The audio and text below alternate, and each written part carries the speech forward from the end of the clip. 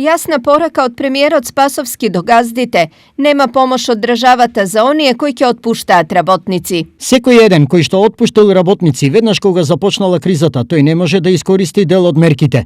Соопшти премиерот Оливер Спасовски. Изјавата на премиерот доаѓа откако во јавноста се погласни се тврдењата дека поради кризата и недостиг на работа, некои фирми веќе почнале да ги раскинуваат договорите на времено ангажираните работници, а се најавуваат откази за останатите. Од друга страна, дел од фабриките превентивно веќе ги затворија погоните, а работниците ги пратија на принуден одмор. Сега дилемата е кој и како нив ќе ги плати.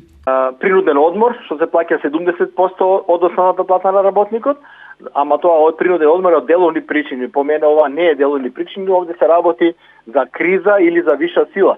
Ваквата состојба е резултат на намалените и откажани нарачки од странските партнери, затворените малопродажни дуќани и голема неизвестност со која се соочува целокупното стопанство во државата. Речиси секојдневно од сите страни до владата доаѓаат барања за помош. Стопанствениците, занаетчиите, трговците, сите се едногласни во тврдењата дека без конкретни и итни мерки пропаѓаат.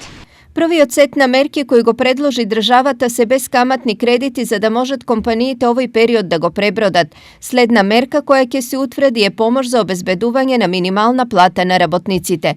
Двете мерки се однесуваат за месеците април и мај.